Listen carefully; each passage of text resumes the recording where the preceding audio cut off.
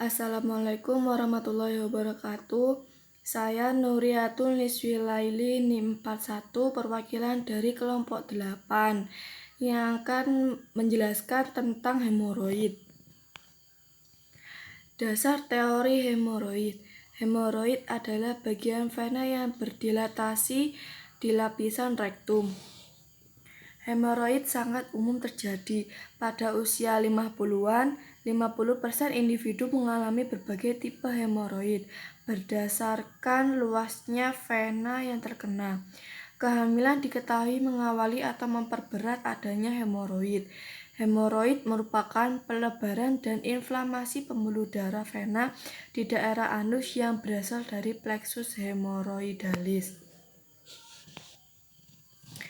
Laki-laki dan wanita mempunyai resiko yang sama untuk menderita hemoroid, tetapi untuk wanita hamil, kejadian hemoroid meningkat, merupakan sebab terbanyak pendarahan yang keluar dari anus.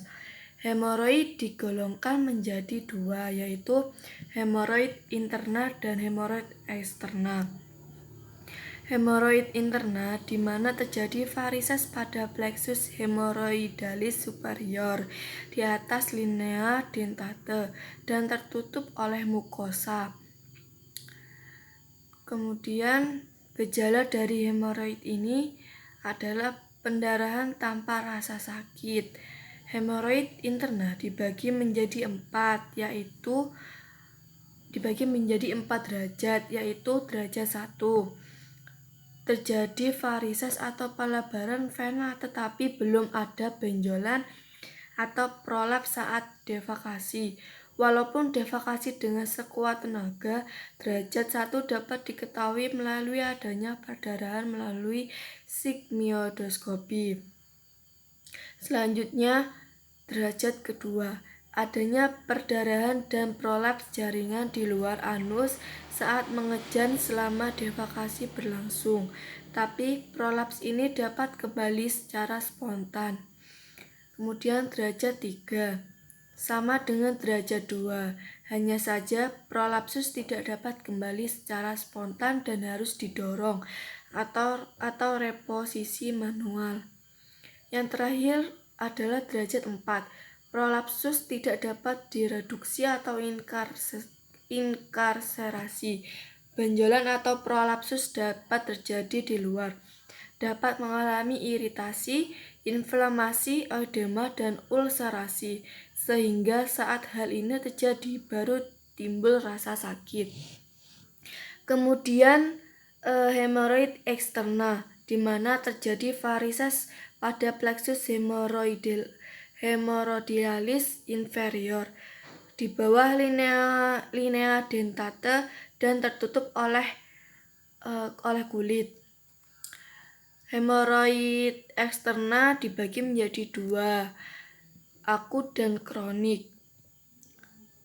Hemoroid akut berupa pembekakan bulat kebiruan pada tepi anus dan sebenarnya merupakan hematoma. Walaupun disebut hemoroid trombosis eksterna akut, bentuk ini sangat nyeri dan gatal karena ujung-ujung saraf pada kulit merupakan reseptor nyeri. Hemoroid eksterna kronik atau skintek berupa 1 atau lebih lipatan kulit anus yang terdiri dari jaringan dan sedikit pembuluh darah. Hemoroid interna sering terletak di kanan depan, kanan belakang, dan kiri lateral. Kemudian hemoroid eksterna, pelebaran dan penonjolan plexus hemoroidalis inferior ini terdapat di sebelah distal pada mukotutan di dalam jaringan di bawah epitel anus. Kemudian etiologi hemoroid. Penyebab hemoroid ini dibagi menjadi 6. Yang pertama, faktor mengedan. Mengedan secara berlebihan menyebabkan kram. Kedua, pola BAB yang salah, lebih banyak memakai jamban duduk dan terlalu lama duduk di jamban terlalu lama. Terus peningkatan tekanan disebabkan karena adanya tumor. yaitu tumor usus dan tumor abdomen. Keempat, kehamilan disebabkan oleh tekanan janin pada abdomen dan perubahan hormonal.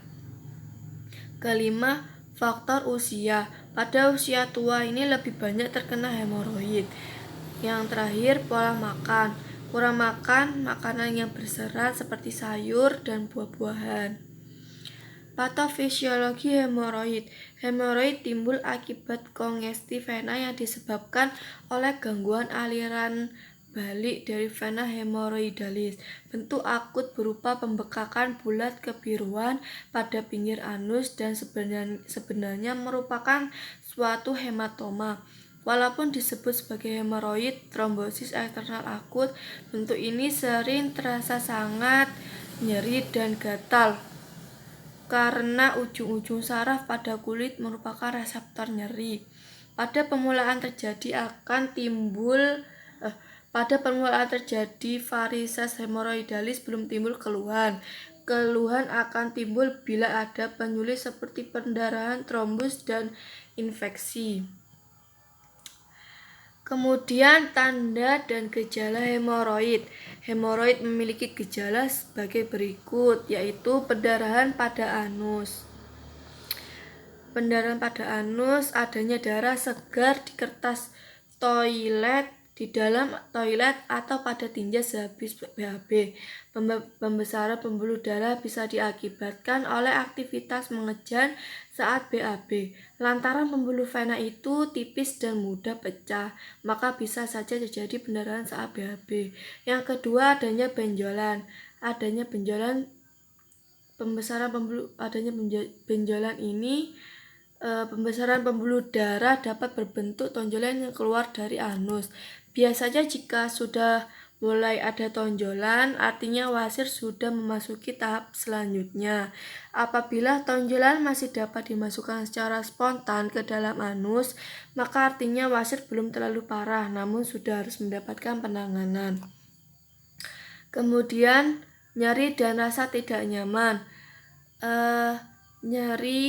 Rasa nyeri ini terjadi di anus, terutama sehabis BAB. Sakit bisa jadi diakibatkan dari pembuluh darah yang pecah, terutama karena ada penekanan dari feses.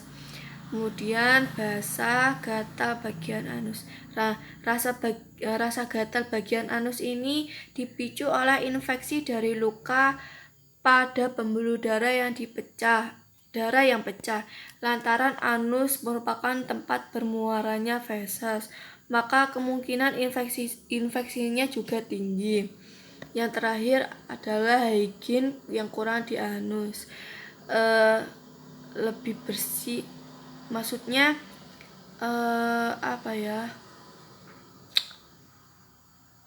menjaga kebersihan anus itu penting.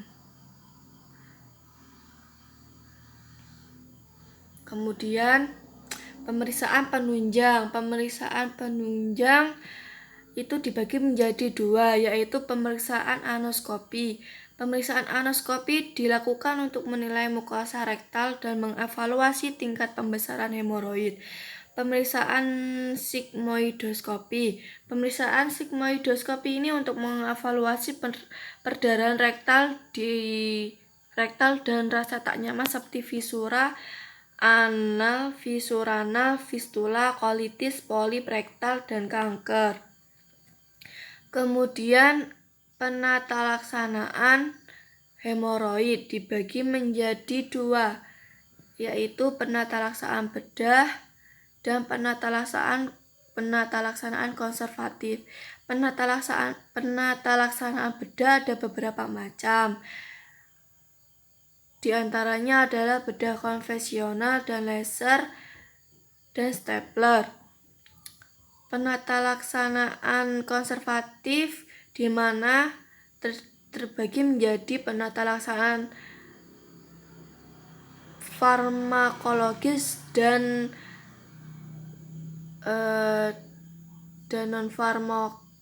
farmakologis. Penata laksanaan farmakologis dibagi menjadi 4, yaitu obat yang berfungsi memperbaiki defekasi. Ada 2 macam obat, yaitu suplemen syarat yang banyak digunakan antara lain Psyllium atau Ispagulasuk yang berasal dari biji Plantago ovata yang dikeringkan dan digiling menjadi bubuk. Efek samping antara lain kentut, kembung, konstipasi, alergi, sakit abdomen. Untuk mencegah konstipasi atau obstruksi saluran cerna, dianjurkan minum air yang banyak. Kedua, obat simptomatik bertujuan untuk mengurangi keluhan rasa gatal, nyeri, atau karena kerusakan kulit daerah anus. Yang ketiga, obat untuk menghentikan pendarahan. Perdarahan diakibatkan adanya luka pada dinding anus atau pecahnya hemoroid yang dindingnya tipis. Keempat, obat penyembuh dan pencegah serangan hemoroid.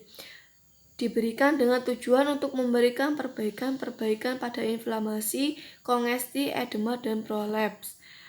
Kemudian, penata laksanaan medis non-farmakologis bertujuan untuk mencegah semakin memburuknya hemoroid interna derajat 1-3 atau pasien yang menolak operasi. Penata laksanaan non-farmakologis ditunjukkan pada semua jenis dan derajat hemoroid yang berupa perbaikan pola hidup, pola makan, dan cara defekasi. Saat defekasi, posisi yang dianjurkan adalah jongkok untuk menghindari mengedan yang kuat. Anjuran yang lain adalah jongkok saat defekasi, sebaiknya tidak terlalu lama karena akan meningkatkan tekanan pada pembuluh darah hemoroid dan akan memperparah terjadinya penyakit hemoroid.